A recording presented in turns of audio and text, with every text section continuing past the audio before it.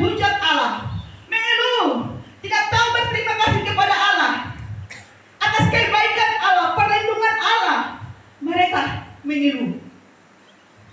Bapak Ibu yang diberkati dalam kasih Tuhan Yesus Kristus, sehingga Yosua menekankan, memperingatkan kepada bangsa Israel, jangan engkau berkata-kata, jangan bercerita selama engkau mengelilingi kota Yeriko. Luar biasa saudara. Satu hari itu bangsa Israel berjalan sampai patu. Boleh bercerita, boleh baku kore. Haleluya. Itu saudara. Kenapa itu sangat penting? Karena dalam Matius 15 ayat 11 mengatakan bahwa bukan yang masuk dari mulut yang menajiskan orang, tetapi yang keluar dari mulut itu menajiskan orang. Bapak Ibu yang diberkati dalam kasih Tuhan Yesus Kristus,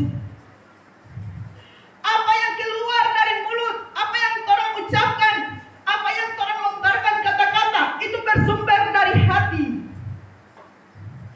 Jadi kalau kata-kata kita membangun, kata-kata kita memuji Tuhan, kata-kata kita penuh dengan pujian, yang hal positif keluar dari mulut, berarti hati ini adalah hati yang baik.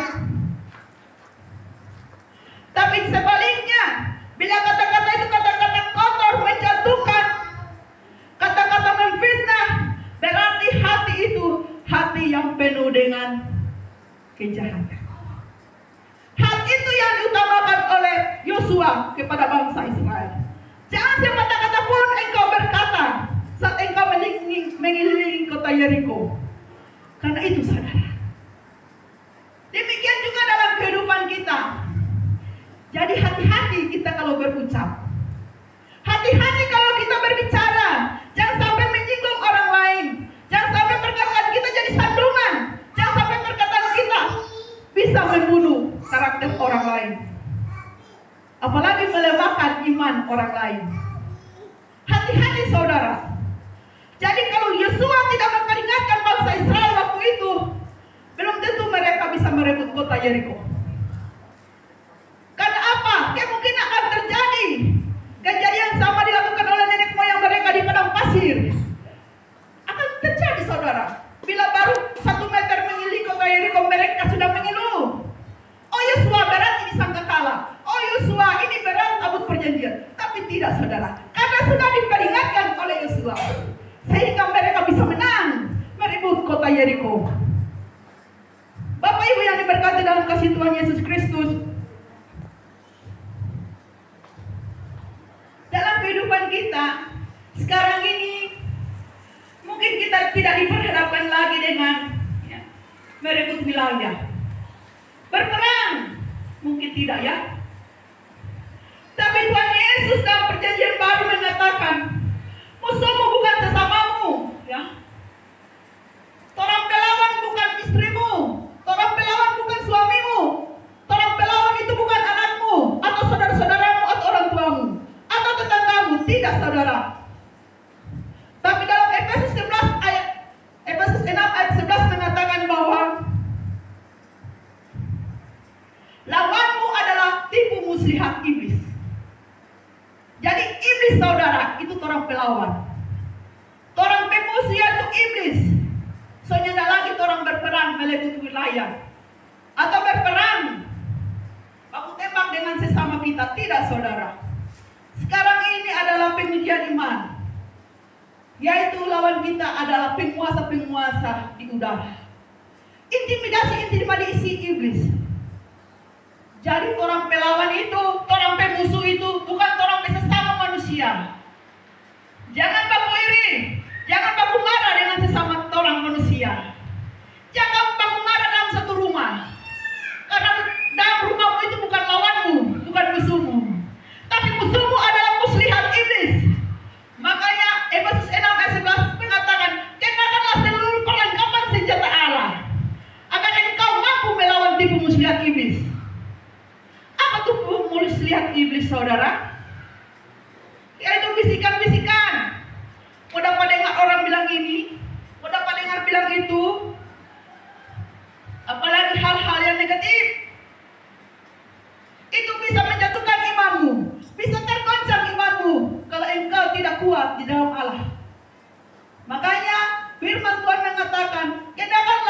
perlengkapan senjata Allah. Orang soalnya lagi mau pegang pedang, soalnya lagi mau pegang senjata, mungkin berapa peluru atau rudal. Tidak lagi saudara, tapi doa. Kedekatan hubungan kita dengan Allah itu yang mampu mengalahkan tipu muslihat iblis. Ya. Boleh saja orang mau bilang apa, tapi saya tetap tersenyum. Boleh saja ekonomi kita goyah, ya. Sekarang perekonomian sudah mulai, ya. Harga pangan semua naik. Tapi kalau orang tetap di dalam Tuhan, tetap bersujud di kaki Tuhan, semua orang bisa atasi dengan tenang, ya. Tetap senyum, ya. Biar satu hari itu boleh makan satu kali, bersyukur, puji Tuhan, karena Tuhan masih memelihara, melindungi. Itu saudara. Bapak Ibu yang diberkati dalam kasih Tuhan Yesus Kristus, bangsa Israel bisa merebut kota Yeriko dengan pujian. Betapa hebatnya pujian itu saudara. Allah menyuruh kepada Yosua, hari ke-7 engkau harus menyuruh umat itu mengelilingi kota Yeriko selama 7 kali, dan harus engkau menyanyikan puji-pujian, meniup sangkakala. Sangkakala itu ditiup dengan panjang saudara. Haleluya. Jadi orang berperang hanya menyanyikan pujian, meniup sangkakala.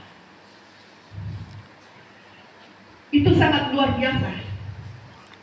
Dalam kehidupan kita, ya, apapun berat bebanmu yang kita pikul, oh Ibu Gembala, kita bepundak sosaki, rupa berat sekali kita pikul di beban ini. Di gigi kita saja tidak bisa melangkah, ya. Mungkin mau berkata, kita biar matanya tidak berhenti-berhenti keluar. Mungkin kita selelah menanggung beban ini. Tapi ingat saudara, firman Tuhan di pagi hari ini berkata, naikkanlah pujianmu kepada Tuhan, karena lewat pujian ada kuasa. Bebanmu bisa ringan engkau pikul saudara.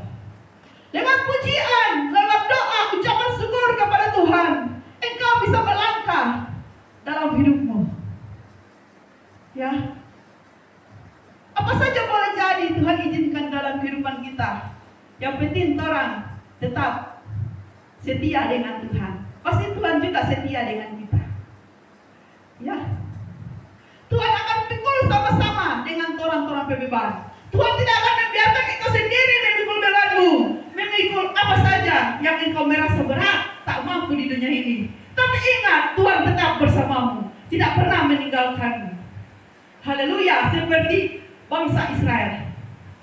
Bila kita melihat di pembacaan sebelumnya, di ayat 5, Allah sendiri mengutus panglima bala tentara Tuhan. Hebat sekali saudara. Umat Israel tidak berperang sendirian, tapi Allah mengutus bala tentaranya untuk berperang bersama-sama dengan umatnya. Apalagi orang hidup sekarang ini, ya. Tuhan tetap menjaga, Tuhan tetap mengawal, pelihara hidup kita, asalkan kita tetap setia dengan Tuhan, tidak pernah meninggalkan Tuhan. Ya. Jadi waktu itu bala tentara Tuhan sama-sama berperang bersama umatnya, sehingga kota Yeriko bisa direbutkan.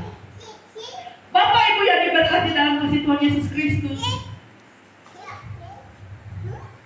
sebagai penutup Bapak Ibu, ingat, penduduk kota Yeriko tidak semua dimusnahkan.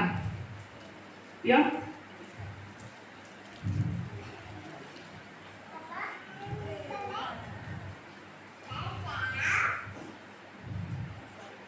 Ada satu rumah diselamatkan Bapak Ibu, yaitu keluarga Rahab. Kenapa saudara? Seorang Rahab Allah tentukan untuk diselamatkan, karena Rahab telah menyembunyikan pengintai waktu diutus oleh Musa. Bapak Ibu yang diberkati dalam kasih Tuhan Yesus Kristus, betapa pentingnya, betapa berharganya bila kita membantu orang, apalagi utusan Tuhan.